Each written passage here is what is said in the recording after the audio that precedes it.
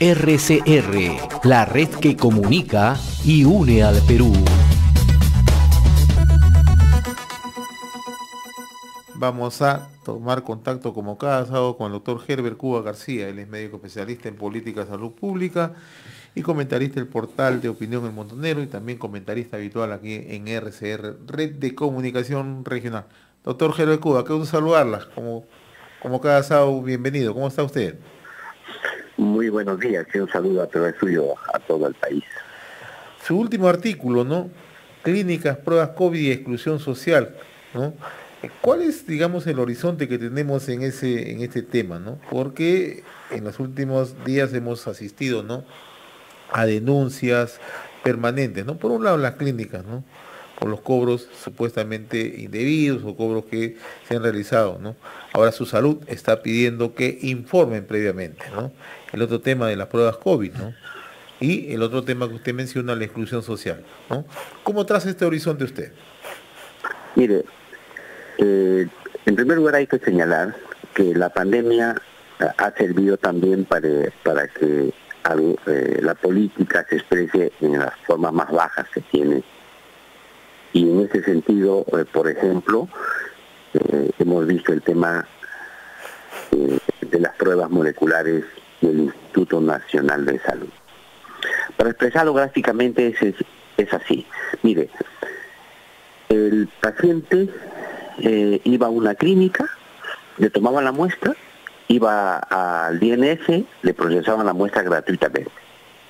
Hasta ahí, ¿qué dice la clínica? Yo le he cobrado no el procesamiento de la muestra, sino el proceso de toma del paciente, el traslado, la compra de los insumos que se requieren para la toma de la muestra. Y esto es libre mercado y yo cobro lo que quiero. Pero eso no está en discusión. Lo que yo he puesto aquí, el tema es que se han salteado las colas, como dice la gente popularmente. Es decir, por ejemplo, si usted llamaba al 113 y le decían que venga a tomarle una muestra el Ministerio de Salud a su casa, usted esperaba un día, 2 días, 3 días, 4 días, llegaba el señor del Ministerio de Salud. Cuando llegaba, le tomaban la muestra y decía: señor, acá en la casa somos 5 personas, debería tomarnos a los 5 porque estamos mal. No, señor, aquí solamente se toma una sola persona. Y se iba. Y decían: ¿por qué? Porque así dice el protocolo, solamente se toma una sola persona. Pero como usted tenía plata, usted llamaba a la clínica, le decía: señor de la clínica, quiero que me tome muestras para mi casa. Y le tomaban a todos en la casa la muestra y la llevaba a la clínica, a la misma institución que se negó a tomarle antes a la gente. Y le hacían la muestra para el otro día, inmediatamente. Eso no tenía demora. Entonces se generó 2 mecanismos. Un mecanismo normal para el pueblo regular, y para el pueblo, ¿no es cierto? Y otro mecanismo por el cual tú, a través de una clínica que tú pagabas un servicio, te tomaban la muestra inmediatamente, sin respetar ningún protocolo, sin necesidad de decir: ¿sabes qué? Solo le tomamos a uno por familia, nada. Pagabas y todo lo que pagabas era la prueba inmediata. ¿Esto qué ha generado? Que se dos públicos. Un público pobre, ¿no es cierto?, que tiene que esperar la cola, ¿cierto?, que tiene que esperar la ruta natural, y la gente pudiente que no ha hecho cola, que le ha tomado la muestra en su casa, que solo llamaba a la clínica y le tomaban la prueba.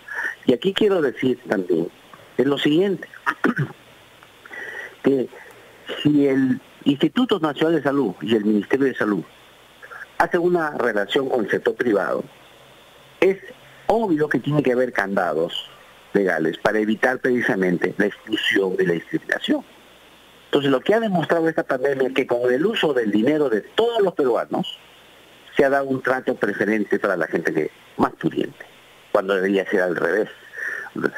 La política debe ser que con el dinero del sector público siempre se debe favorecer a la población más pobre, más vulnerable, porque esa es la razón, la ética que debe tener un gobernante. Entonces, aquí se ha generado un mecanismo que se ha visto, ojo, en el aspecto puntual de las pruebas de laboratorio para el COVID, Pero si uno hace el recuento de otros aspectos más, todo se repite. Siempre los sectores más pudientes gozan el beneficio del dinero público con mayor facilidad que la gente más pobre. Ahora, doctor Cuba, sí, dígame. Hay un detalle. Sí, dígame. O sea, con usted hemos conversado hace 2 meses sobre este tema, recuerdo bien. Y usted decía, hay que tomar acciones, hay que tomar medidas. Estamos ingresando a una pandemia. ¿Y por qué no se utilizaron los mecanismos? ¿Por qué no se sentaron en una mesa el Ministerio de Salud, los representantes de las clínicas, para establecer cuáles iban a ser los mecanismos? Estábamos en una situación de emergencia, además. ¿Por qué no se ha hecho eso? Mire, se ha hecho eso al promulgar un decreto legislativo en 1466, que se publicó a finales de abril. La idea era que el sector privado también participe. Pero ¿cuál ha sido la norma? Es increíble. La norma era darle la cancha abierta a ellos para que participen para el uso de los fondos públicos. Pero no al revés. Entonces lo que hemos llegado a este extremo, el 30% de las pruebas que se han hecho han sido hechas para las clínicas privadas. Y la gente se quejaba, no hay pruebas, pero en el sector de las clínicas no había problemas ahí porque siempre había pruebas.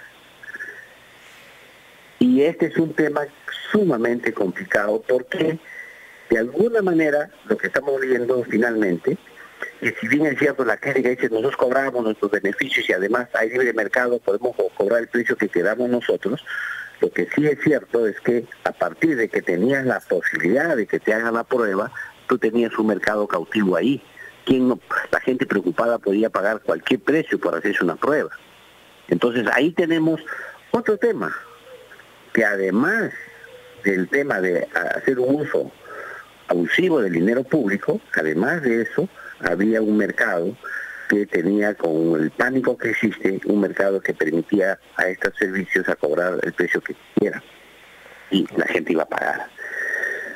Y además, todo lo que yo he criticado y critico es que se ha creado un marco legal para legitimar la exclusión y la discriminación, que es un tema que nosotros veíamos como que podía pasar en el Perú, porque en todos los lugares que ocurren siempre estos desastres naturales, siempre la gente más pobre es la que es mayor, que tiene mayor impacto negativo. La gente más pudiente siempre puede tolerar mejor este tipo de epidemias. Pero sobre todo este tema del manejo de la pandemia, yo creo que es necesario, una vez más, que el gobierno haga una muy buena relación con el sector privado, pero que el sector privado sea complementario y no alternativo. Y este es un tema de fondo, el tema de la salud. Es decir, lo que le falta al Estado, lo que le falta no puede cubrir en el tema de salud, debe hacerlo el privado, pero no al revés. No con el dinero público trabaje el privado. Entonces, ¿eso qué va a pasar en el fondo? Va a pasar que vamos a desproteger a los más pobres, a la gente que no tiene recursos necesarios. Y aquí hay que tomar en cuenta qué nos ha demostrado esta pandemia. Que salud debe ser prioridad, educación debe ser prioridad, ¿no es cierto? Y también necesitamos la prioridad del sector justicia y la seguridad ciudadana. Temas que son fundamentales, que sin embargo, en esta pandemia hemos visto el manejo exactamente al revés. Se ha preferido en primer lugar favorecer a estos sectores privados para que puedan tener estos beneficios, que la gente pudiente pueda resolver sus problemas de salud más rápidamente, saltándose, como se dice, la cola, sin necesidad de poder atender a la gente más pobre. Pero lo que se pregunta acá, doctor, nos están escribiendo a través de redes sociales y se preguntan, pero ¿cómo es que las pruebas rápidas o pruebas moleculares primero lleguen a las instituciones privadas, en este caso a clínicas, y no se haya pensado en el abastecimiento a los hospitales del sector salud, ¿no? O del propio de salud? ¿Por qué se ha generado todo ese circuito, ese círculo vicioso? Es increíble, pues. Ahí esa es la crítica que hemos hecho nosotros. ¿Cómo es posible que desde el Estado se priorice dar esas atenciones preferentes para los sectores más pudientes y en desmedro, porque finalmente había pocas pruebas, todo el mundo sabemos la limitación de las pruebas, todo el mundo se quejaba que no había pruebas, ¿no? Entonces era un bien escaso, entonces la atención preferente a las clínicas. Mire usted, solo el 5% de la población peruana se atiende en las clínicas privadas. 5%. Ese es el número más o menos de atención. O sea, hablamos en el tema regular, ¿no? O sea, no el tema, hay veces que llega hasta 10, digamos, ¿no? Pero hablamos en modo regular. Sin embargo, se ha gastado el 30% de las pruebas moleculares. Ahora, doctor... ¿Eso qué significa? Que ese segmento ha sido cubierto en su totalidad. Claro, doctor Cuba. Otro tema que también es sumamente importante porque afecta directamente a la población. En una conversación anterior usted nos mencionó que se había sacado una resolución del Ministerio de Salud, ¿eh?, que autorizaba la venta directa de medicamentos que están en el protocolo de tratamiento del COVID-19. Y sin embargo, eso prácticamente no hemos visto que se haya implementado, porque en las provincias donde están sufriendo, ¿no?, el incremento casi exponencial de los contagios, como en San Martín, por ejemplo, como en las zonas alejadas de Loreto, ¿no?, y otras ciudades, no hay recetas médicas, porque las farmacias siguen exigiendo recetas médicas para vender medicamentos que están dentro del protocolo de atención para el COVID-19. Mire, aquí existe un mundo paralelo. Por un lado, un mundo de las palabras, que las normas dan dispositivos legales que nadie cumple. Los hechos no acompañan las palabras. Y mire usted, se han dado dinero para abastecer los servicios del Estado en medicamentos. No hay medicamentos en las farmacias públicas, no hay medicamentos en las farmacias de los hospitales para este tema. Llegan y automáticamente se produce escasez. Por otro lado, no se han hecho las grandes compras nacionales, corporativas, conjuntas, que se hacen compras por millonarias que tiene que hacer el Ministerio de Salud para poder abastecer a salud, Fuerzas Armadas, policiales, etcétera, en todo el territorio nacional. 8.000 farmacias y boticas tiene el Estado que debe abastecer, sin embargo no están desabastecidas. Entonces todo se lo carga al privado, y el privado le dice al privado, tú vende, pero el privado pues tiene un mercado chiquitito, que normalmente centralizado en las capitales de provincias, en Lima metropolitana, y ese mercado no puede abastecer. Entonces, pero por otro lado, le dice, señor, usted va a ir y va a la farmacia y usted va a comprar sin receta. Pero, ojo, llegan a la farmacia y la farmacia dice, yo no tengo ninguna directiva de Digemit para ver cómo voy a hacer la venta sin receta. Porque, ojo, vender sin receta tiene que tener mucho cuidado, porque el que vende el medicamento, que tiene que, como se dice, dispensarlo, es decir, explicarle qué es el medicamento, cómo se toma, por qué se toma, cuántos días va a tomar, cuáles son los efectos adversos que puede tener. O sea, tiene que haber un profesional químico farmacéutico que le puede explicar eso al ciudadano que compra sin receta. Bueno, las farmacias no tienen tantos químicos farmacéuticos en sus farmacias.